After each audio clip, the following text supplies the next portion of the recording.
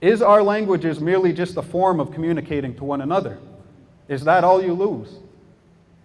And I would say that the refreshing thing that we had heard while we were there was a common understanding from Indigenous people, from linguists, from experts from around the world who had said, there's more that you lose when you lose your language than just being able to communicate, by just being able to speak words to one another. Well, today was the 4th annual Rotinonhsion Languages Gathering, and we had a lot of awesome speakers talking about different parts of the language that either they're directly involved in through teaching as a second language learner or working in community in different capacities for language revitalization.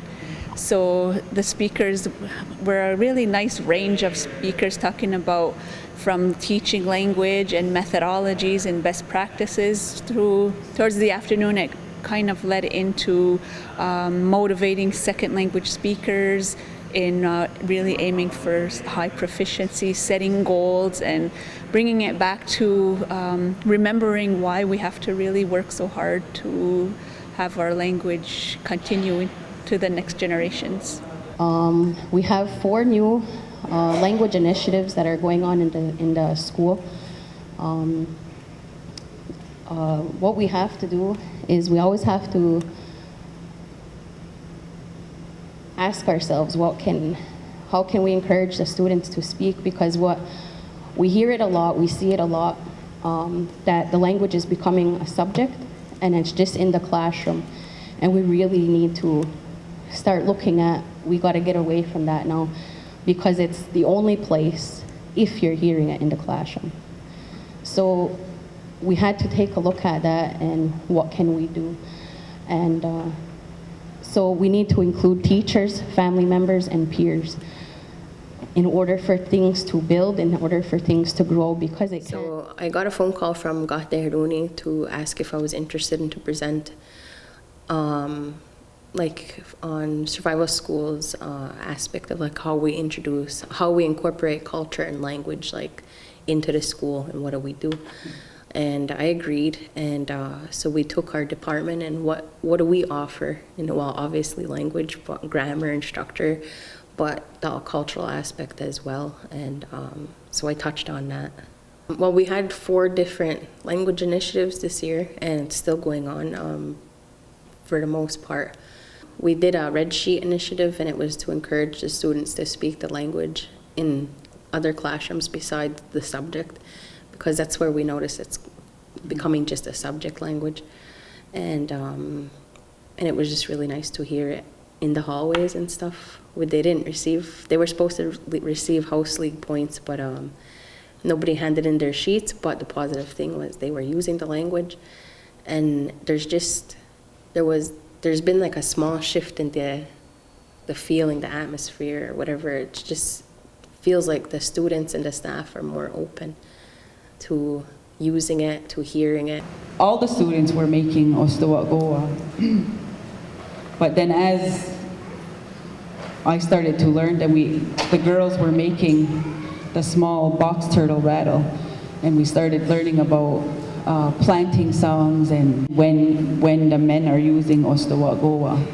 And so a lot of the times the students will share, and also we have, in the past we've had Waiahawi teaching health, Kanien'keha health, and now we have Ganasohu teaching Kanien'keha health.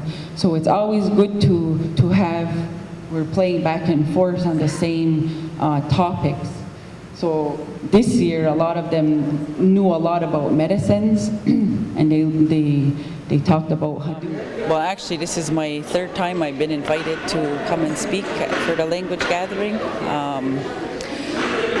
based on some of my teaching methods, incorporating culture within the elementary classroom in our everyday subjects and curriculum. Don't ever let it leave your mind that we have time. Don't think, as a younger person, as an older person, I'll get to it later. I'll find time to learn it later. I'll find time to sit with somebody later. They said because there is no later. There's only right now. Because as the estimates had said, by 2050, half of the languages could be gone. By 2100, we'll have less than half.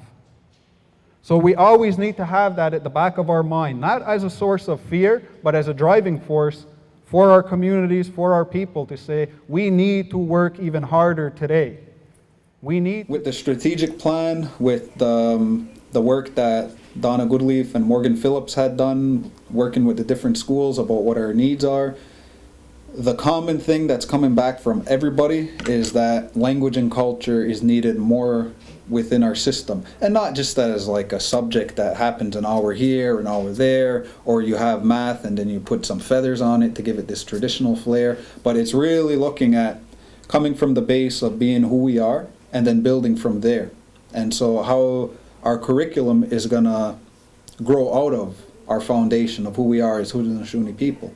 So all of that work and that discussion is happening. And so it's at the forefront in just about every conversation that's happening. And so I would say we're more conscious of it now, of how we're going to make those moves forward.